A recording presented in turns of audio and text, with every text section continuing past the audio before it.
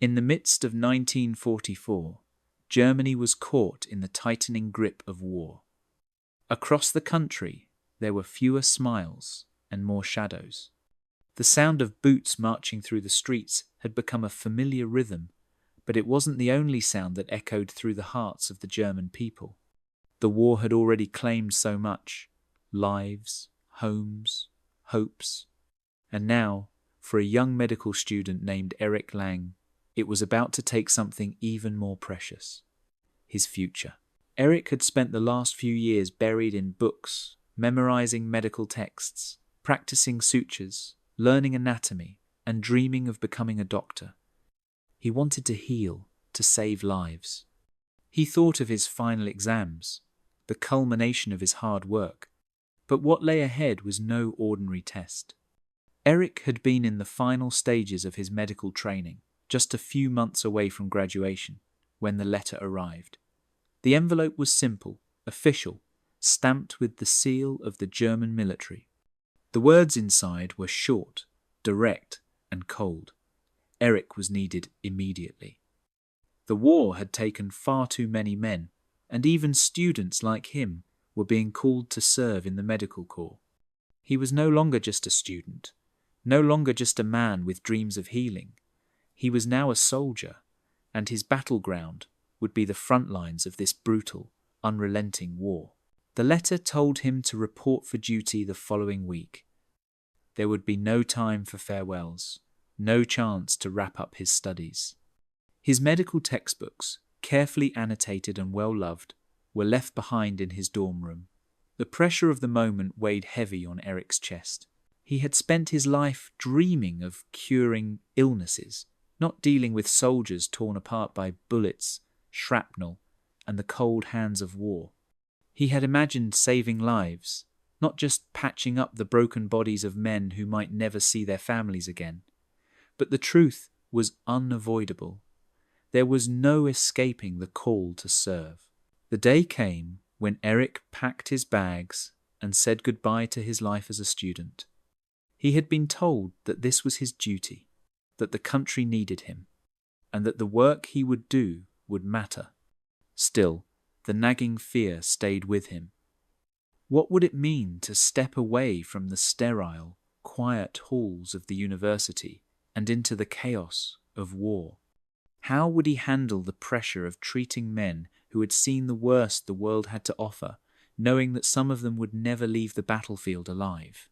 He had been told that being a doctor in the military would be different.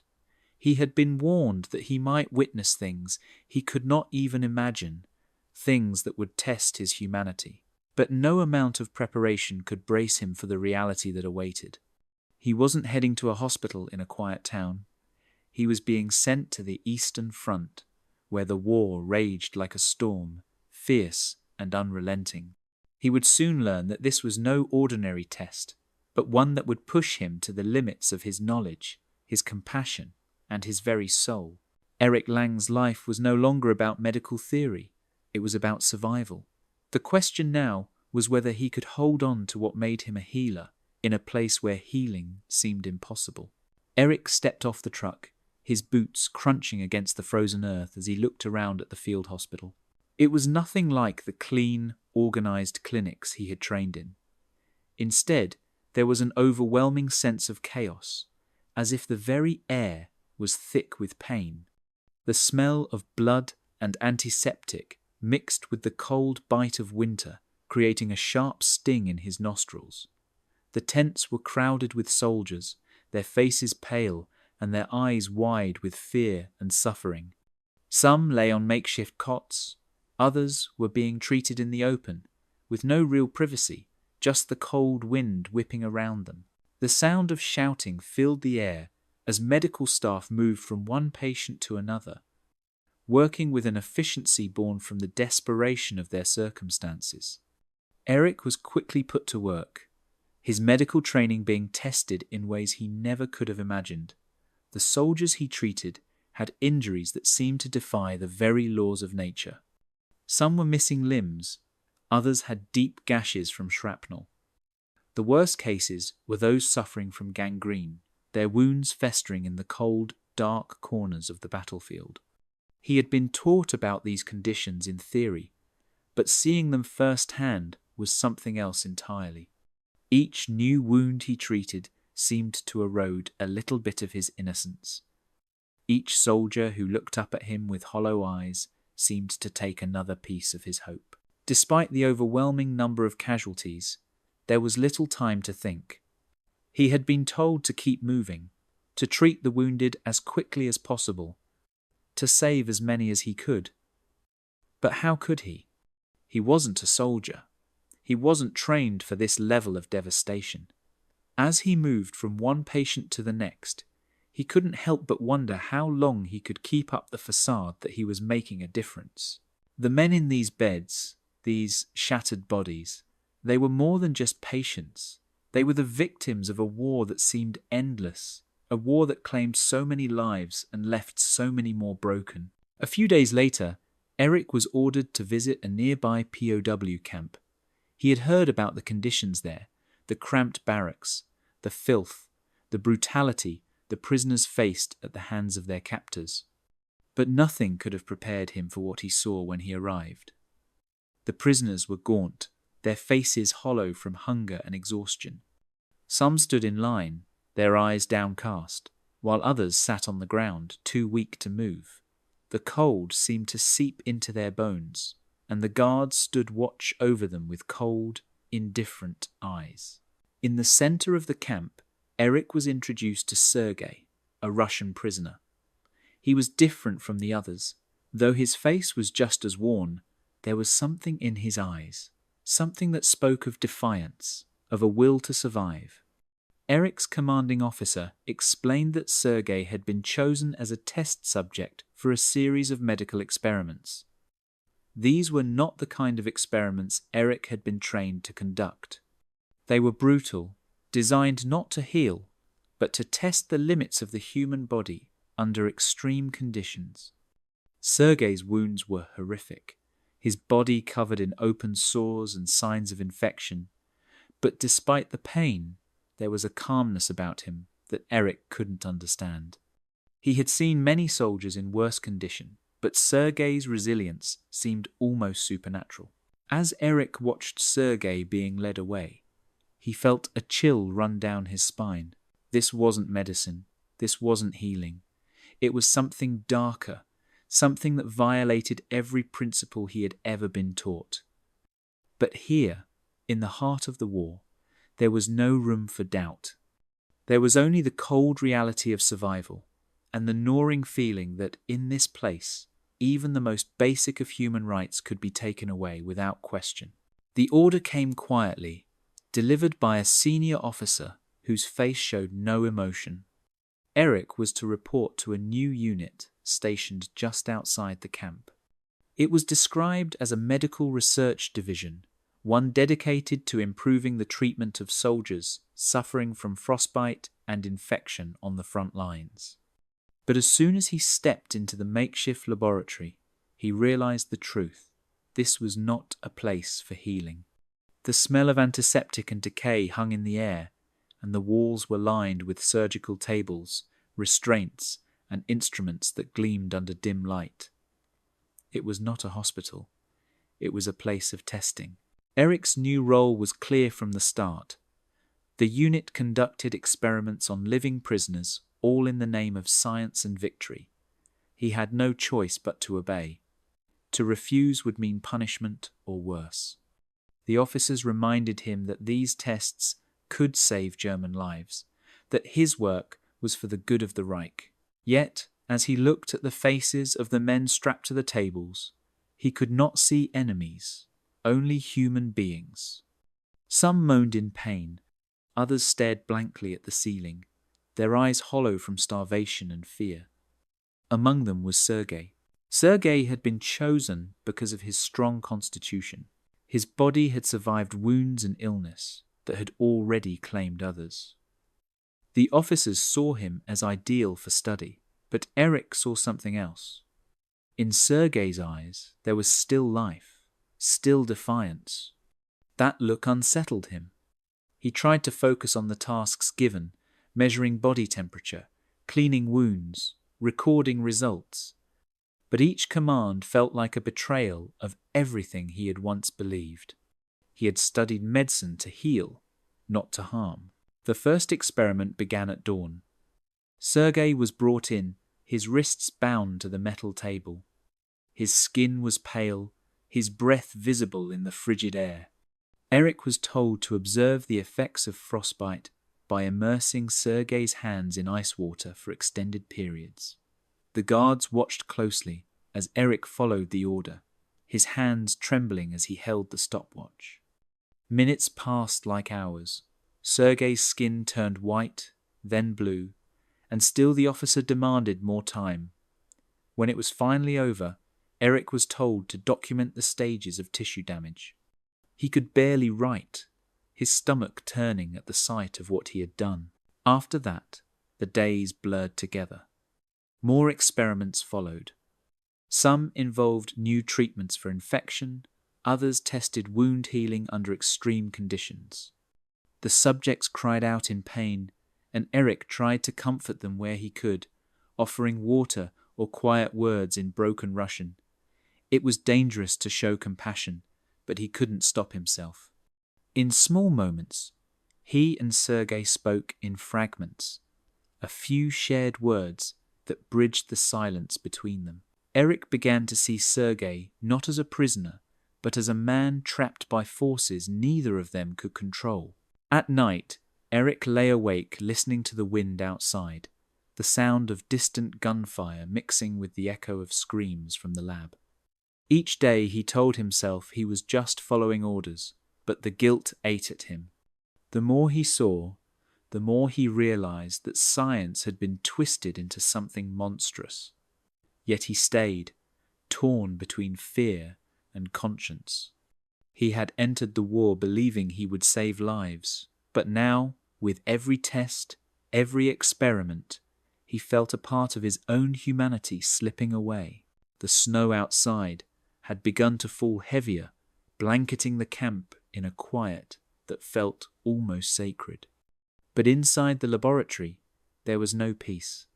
Only the low hum of machines and the muted groans of men too weak to cry out. Eric had grown used to the sounds of pain, or at least he told himself he had. Yet each day, something inside him twisted tighter. He could no longer convince himself that this was medicine. This was not healing. It was cruelty dressed as science, and he was part of it. Sergei had become the center of the experiments. His strength, once admired by the officers, had become their justification to push him further. They wanted to see how much the human body could endure.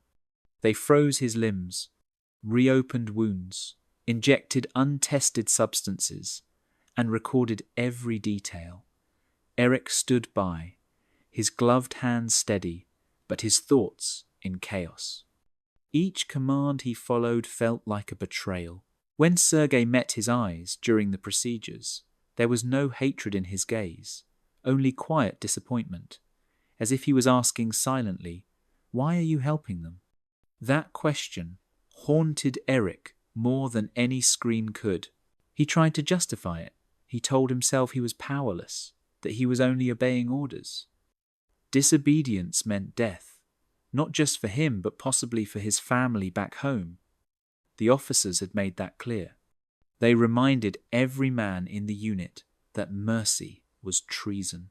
Still, Eric found himself hesitating more and more during the procedures. His hands would linger when cleaning wounds. His grip would loosen when applying restraints. Small acts of defiance that he hoped no one would notice, but he noticed, and so did Sergei. One night, as Eric was closing up the lab, Sergei spoke softly from his cot. His voice was weak but steady. "Why do you look away when they hurt me?" Eric froze. He wanted to answer, but words refused to come. Sergei continued, "You have eyes that see, but you choose blindness." The words hit him harder than any order ever had. He turned away, pretending to check the instruments, but he could feel Sergei's gaze burning into him. That night, Eric did not sleep. He sat on his bunk, staring at his trembling hands. They were the same hands that once dreamed of saving lives, the same hands that now caused pain in the name of obedience. The next morning, the officers ordered another round of experiments. Frostbite recovery trials, they called it. Sergei was brought in again, his body trembling from exhaustion. Eric wanted to protest, to say it was enough, but his voice failed him. He followed the orders, his movements mechanical, his face blank, but inside he was unraveling. The more he obeyed, the more he felt the weight of his guilt pressing down, suffocating him. He began to realize that this war wasn't just destroying bodies, it was destroying souls, his own most of all. By the end of the day, Eric knew something had changed in him. He no longer saw himself as a doctor or even as a soldier. He was something else now, someone trapped between duty and morality, someone who understood that the worst wounds were not the ones on the skin, but the ones carved deep inside the conscience. The announcement came on a grey morning when the snow outside looked like ash drifting from a distant fire. Eric had been working in the medical unit for months, his body moving through the motions like a machine, but his mind felt hollow. That day, his commanding officer called him into the office and handed him a file marked with a red stamp. "This will be your final exam," the officer said. His voice was cold, almost casual. Eric opened the folder and froze. The exam was not a written test or a surgical demonstration on a cadaver. It was an operation on a living prisoner. No anesthesia, no mercy. The subject was Sergei. Eric's throat tightened as he read the details. The procedure was meant to test a new surgical method to stop internal bleeding using crude instruments and chemical agents. It was a technique the Germans hoped would save soldiers in the field, but they were using prisoners to perfect it. Sergei had grown weaker over the weeks, his once steady gaze now dulled by pain and fever. To ask him to survive another ordeal was unthinkable. Yet the order was clear. Refusal meant death, or worse, someone else would take his place and Sergei would still suffer. That night, Eric sat alone in his quarters, the file open before him. His hands trembled as he imagined the surgery. He remembered his university classroom, the polished wooden desks, the smell of ink and paper. His professors had spoken of ethics, of preserving life above all else. Now those lessons felt like whispers drowned out by the roar of war. He wanted to run, to disappear into the night and never return. But fear held him in place. He could almost hear the voice of his superior, stern and unrelenting, reminding him that duty came before conscience. When dawn came, Eric walked to the operating tent in silence. The cold air bit at his skin as he stepped inside. The room smelled of metal, disinfectant, and something darker, fear. Sergei was already there, strapped to the table, his chest rising and falling in shallow breaths. His eyes opened when Eric entered, and for a moment they simply looked at each other. No words were exchanged. None were needed. Eric could see the question in Sergei's face. "Will you do this to me?" He wanted to say no, to tear off his gloves and walk away, but the guards stood close, their rifles gleaming under the light. The instruments were laid out neatly beside the table. Eric's commanding officer gave a curt nod. "Begin!" His voice cut through the air like a blade. Eric's hands moved on instinct, each motion heavy with dread. As he made the first incision, Sergei gasped, his body jerking against the restraints. Eric's vision blurred, his heart pounding so loud it drowned out everything else. He tried to work quickly, whispering apologies under his breath that no one could hear. The minutes dragged like hours. Sergei's face was pale, his lips trembling as pain rippled through his body.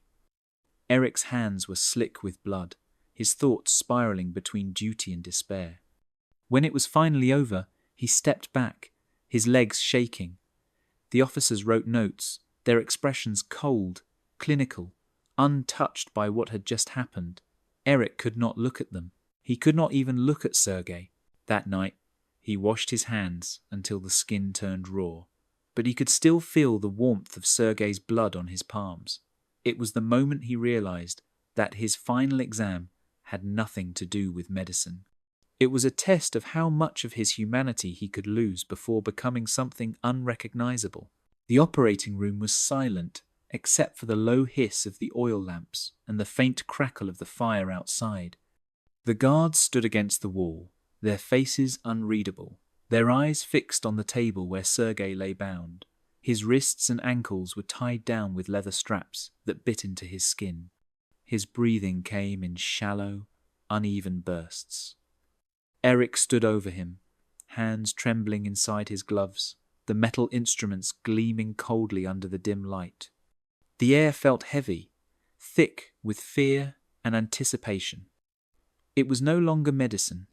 It was something darker, something that no classroom had ever prepared him for. The officer overseeing the operation gave a sharp nod. "Begin." His voice carried no emotion, only command. Eric swallowed hard, his stomach twisting. He had operated before, but always with anesthesia, always with some trace of compassion. Now he was being told to cut into living flesh without it, to observe how the human body endured pain. His hand hovered over the scalpel, his mind screaming to stop. But there was no stopping. The guards watched closely. One move of defiance could mean his death. He made the first incision just below Sergei's ribs. The skin parted slowly, the sound of it tearing burned into his memory. Sergei's body jerked violently, his teeth clenching so hard that blood ran from his mouth. Eric froze, every muscle in his body tense. "Continue," the officer ordered. Eric forced his hands to move again. Though his vision blurred with tears he could not let fall. He tried to work quickly, trying to end the pain sooner, but each motion made it worse. The instruments clinked against the tray, the air filled with the smell of blood and sweat. Sergei's eyes opened wide, locking onto Eric's. There was no anger in them, no hatred, only a silent plea. It was the look of a man asking for mercy where none existed. Eric's hands began to shake so violently that he nearly dropped the scalpel. He whispered softly under his breath, words that were half apology, half prayer, but no one could hear him. The officers watched as if this were a lesson, not an act of horror. They took notes, murmuring about muscle reactions and nerve responses, while a man screamed beneath their study. As the surgery went on, Eric felt his sense of self unravel. The motions became automatic, his mind retreating somewhere deep inside just to survive the moment. He remembered his first year of medical school, when he had held a patient's hand to comfort them before an operation. Now that memory felt like a cruel joke. He had crossed a line he could never come back from. When Sergei's cries grew weaker, Eric realized that his strength was fading. The life in his eyes was dimming, slipping away with every cut. At last, the officer raised his hand. "That is enough." Eric stepped back, covered in sweat, his gloves slick with blood. He could hardly breathe. Sergei lay still, his chest rising in faint, uneven motions. The room was silent, except for the faint drip of blood hitting the floor. The officer scribbled something on his clipboard and turned away as if nothing had happened. When the guards left, Eric stood alone beside the table. The smell of iron and disinfectant filled his lungs. He stared at his hands, wondering how they had become instruments of pain instead of healing. For the first time, he understood that the war had not only destroyed nations, it was destroying people from the inside out. He had entered this place as a doctor, but what stood there now was something else entirely, something hollow, something lost. Sergei should not have lived. That was the first thing Eric thought when he returned to the infirmary the next morning. The surgery had drained the life out of him. Hours had passed since the operation, and Eric was certain he would find only a body on the table. But when he stepped inside, Sergei was breathing, weak, shallow, but alive. His chest rose and fell with slow rhythm, his skin pale and slick with sweat. It defied logic. The human body was not supposed to survive such cruelty, yet somehow he had. Eric stood frozen, unsure whether to feel relief or guilt.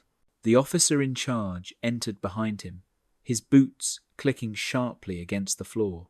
He glanced at Sergei and nodded. Good. The subject endures. We will continue with the next phase once he stabilizes. His tone was clinical, detached, as though speaking about a machine rather than a man. Then he turned to Eric. You did well, Dr. Lang. You will record the recovery process, every detail, no exceptions. The words made Eric's stomach twist. Recovery, he thought, was not the right word.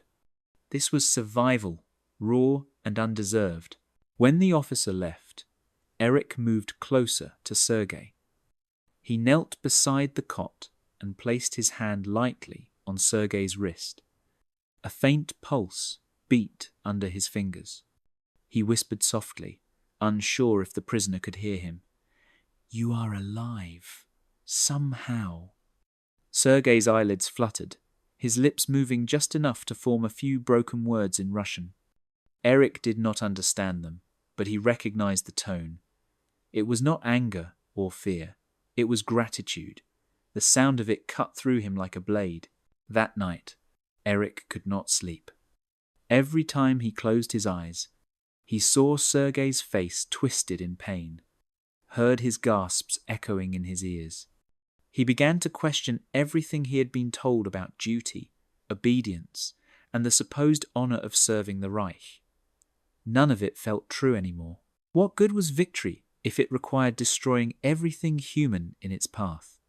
He stared at his hands, the same hands that had caused so much suffering, and wondered if there was a way to use them for something right again. The next morning, Eric returned to the infirmary early, before the guards arrived. He carried a small bundle of supplies he had hidden the night before, bandages, morphine, a few antibiotics he had managed to steal. He worked quickly, cleaning Sergei's wounds, changing the dressings, whispering words of reassurance he was not sure either of them believed. Sergei's breathing steadied, and for the first time his eyes opened fully. He looked at Eric, his gaze sharp despite his exhaustion. For a long moment, neither spoke. Then Sergei said, in broken German, "Why help me?" Eric hesitated, then answered quietly, "Because it is the only thing that still feels human." Over the next few days, Eric continued his secret care. He pretended to conduct the required observations for his reports, but in reality, he was treating Sergei as best he could with what little he had. Each act of defiance was small, but dangerous. If anyone discovered what he was doing, it would mean death. Still, he persisted. Watching Sergei's slow recovery gave him a strange sense of peace. It was as if by saving one man, he could reclaim a piece of himself that the war had stolen. By the end of the week, Sergei could sit up without help. He spoke more, asking questions about Eric's life before the war. Their conversations were brief, whispered between the footsteps of guards, but they carried weight. Sergei's strength, his refusal to surrender to despair, began to change something inside Eric. He realized that courage was not found in following orders, but in resisting them. For the first time since the war began, Eric felt a spark of purpose. It was fragile, like the light of a candle in a storm, but it was enough to remind him that even in the darkest places, humanity could still survive. The first sign of danger came in whispers. A guard had noticed that one of the prisoners seemed to be recovering too quickly. Another mentioned that supplies had been missing from the storeroom. At first, Eric dismissed the rumors as paranoia, but deep down he knew it was only a matter of time before someone asked questions. The experiments were designed to break men, not heal them. Any sign of improvement would be seen as interference. Each night, as he slipped medicine into Sergei's wounds and whispered words of comfort, Eric felt the walls of the camp closing in around him. Sergei was stronger now. He could sit up, even walk a few steps when the guards were not looking. His eyes had regained their brightness, though the scars on his body told the story of what had been done to him. Eric tried to hide his relief, but his carelessness betrayed him. The guards began watching him more closely, lingering longer whenever he entered the infirmary. One afternoon, while changing Sergei's bandages, Eric heard the flap of the tent rustle behind him. He turned and froze. His commanding officer stood in the doorway, his face unreadable, his eyes cold. "What are you doing, Dr. Lang?" the officer asked. His tone was calm, but Eric could hear the danger beneath it. He opened his mouth to respond, but no words came.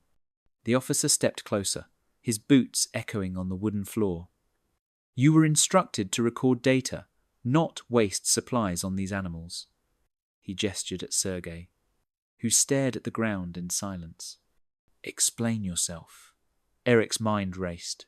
He could lie, claim he was testing a new recovery method, but the open vial of morphine beside him made that impossible. The officer reached for the file on the table, flipping through the pages. "Interesting. No record of these treatments. You thought no one would notice." Eric's stomach dropped as two guards entered the room. They grabbed him by the arms and forced him against the wall. "You will answer for this," the officer said, coldly. "Your compassion has made you weak." Sergei tried to stand, but a guard shoved him back onto the cot. "Do not move, prisoner," the officer barked. Then he turned back to Eric. "You had potential, Dr. Lang. The Reich needs men of science, not men of guilt." That night, Eric was taken to a small, windowless room in the main compound. The officer entered after some time, carrying a document and a revolver. He placed both on the table. "You have a choice," he said. "You will continue your work and obey orders without question, or you will be shot for insubordination. I will give you 1 minute to decide." The words hung in the air like smoke. Eric looked at the gun, then at the paper. Signing it would mean condemning more men to suffering. Refusing would mean his own death. He thought of Sergei, of the faint smile that had returned to his face when he had first tasted real food again, of the quiet way he had whispered thank you despite everything. Eric realized that saving one life had already made him an enemy to the system he served. The officer's voice broke the silence. "Time is running out, Doctor."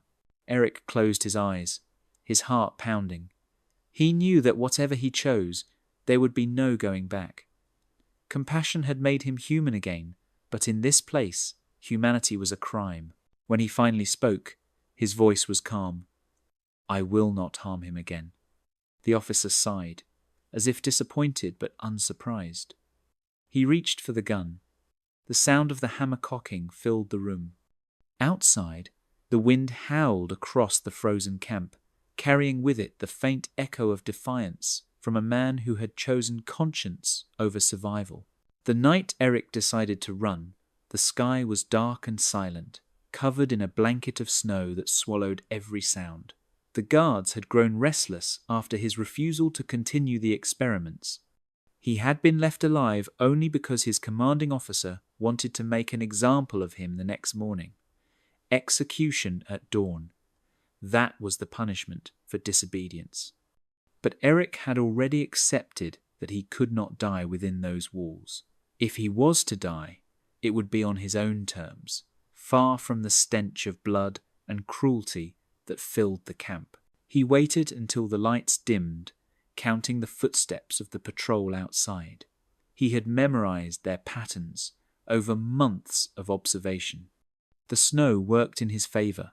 muffling his movement as he crept toward the infirmary. Inside, Sergei lay on his cot, half asleep, his body still weak from the months of torture. When Eric shook his shoulder, Sergei's eyes opened wide with confusion and fear. "It's time," Eric whispered. "We're leaving." For a long moment, Sergei didn't move, as if he thought it was a cruel joke. Then he saw the determination in Eric's face and understood. He nodded weakly. Eric helped him to his feet and wrapped a blanket around his shoulders to shield him from the cold. He handed Sergei a small loaf of bread and a canteen of water, his only supplies. They slipped out through the back of the infirmary, the night pressing against them like a secret waiting to be discovered. Every step was a risk. Every breath felt too loud. They moved through the snow, their boots barely making a sound, the glow of the camp fading behind them. The wire fence loomed ahead, its sharp edges glinting in the moonlight. Eric had stolen wire cutters from the supply shed earlier that evening, hiding them beneath his coat. His hands shook as he cut through the metal, each snap of the wire echoing in his ears like thunder. When the final strand gave way, they crawled through, the cold biting into their skin. On the other side stretched the forest, dark and endless. For the first time in months, Eric felt the faint taste of freedom. But freedom was fragile. The moment they entered the trees, the distant sound of barking dogs broke the silence. The guards had discovered their absence. "Run," Eric whispered. Sergei stumbled beside him, the snow dragging at his legs. They moved deeper into the forest, branches snapping underfoot, their breath coming in sharp gasps. Behind them, the shouts of soldiers grew louder, mixed with the blare of searchlights cutting through the dark. Hours passed before the sounds faded completely. Exhausted, they collapsed beside a fallen tree, their bodies trembling from cold and fear. Eric tore a strip from his coat to wrap around Sergei's wounded leg. The prisoner looked at him, his eyes filled with gratitude and something else, a quiet sorrow. "Why risk your life for me?" he asked softly. Eric hesitated before answering. "Because I can no longer live as the man they wanted me to be." They rested for a while, the snow falling gently over them like a burial shroud. In the distance, faint traces of smoke hinted at a village or perhaps a partisan camp. Eric knew that reaching it would be their only chance. As dawn broke, the pale light filtering through the trees, he realized that his life as a doctor was gone. What remained was something stripped bare but honest. For the first time, he was not following orders or hiding behind duty. He was simply a man trying to make things right, one fragile step at a time through the endless, frozen woods. They didn't make it far. The forest gave them shelter for 2 days, maybe 3, before the cold began to win. Their food was gone, their strength fading. Eric tried to keep Sergei moving, urging him forward through the snow, but each step grew heavier. The sound of distant engines came first, followed by barking dogs. The Nazis were closing in. When the soldiers finally surrounded them, Eric did not resist. He knew the end had come. Sergei was forced to his knees, his hands bound once more. The officer in charge looked at Eric with disgust.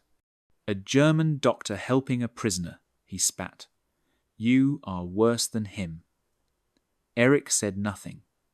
The only thing he felt was relief that Sergei was still alive. They were dragged back to the camp, the same gates, the same barbed wire.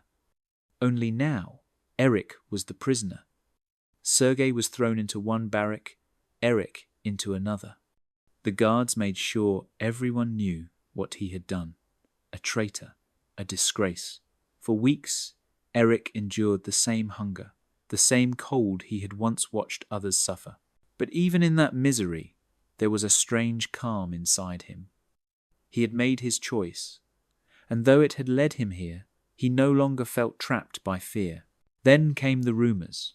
The Allied forces were advancing. The front was collapsing. The officers grew nervous, burning documents, gathering supplies. One night, explosions echoed in the distance, flashes of light tearing through the sky. The next morning, the camp gates stood open. The guards were gone. The prisoners stumbled out, unsure whether it was freedom or another trick. Among them was Sergei, limping but alive. He searched the barracks until he found Eric lying weak on the floor, his body thin and bruised but breathing. For the first time, it was Sergei who helped him. He pulled Eric to his feet and whispered, "It's over." In the weeks that followed, Allied troops arrived. The camp was liberated, the prisoners taken to makeshift hospitals for care. Word of Eric's defiance spread among the survivors. When the officers were rounded up for questioning, several prisoners spoke of the German doctor who had shown mercy when no one else dared. Those testimonies reached the Allied command. Instead of execution, Eric was placed on trial. He sat in the courtroom, his hands folded, as the charges of war crimes were read aloud. The evidence was undeniable. He had been part of the experiments, even if unwillingly. But witness after witness stepped forward, men who had seen him defy orders, who owed their lives to his quiet acts of rebellion. When the verdict was announced, Eric was spared the death sentence, but sentenced to years of imprisonment. Sergei visited him once before returning to his homeland. Their meeting was quiet. No words of forgiveness were spoken, but none were needed. Sergei clasped Eric's hands through the bars and said softly, "You saved me when you didn't have to. Remember that." Then he was gone. Years later, when Eric was released, he lived alone in a small village far from the ruins of the war. His hands still trembled when he remembered the surgery, the screams, the faces of those he couldn't save. Yet in the quiet of his final days, one thought stayed with him. Humanity was not something given by nations or lost through orders. It was something proven in moments of choice. And though he could never erase what he had done, he had learned the hardest truth of all, that even in the darkest corners of war, a single act of compassion could mean the difference between damnation and redemption.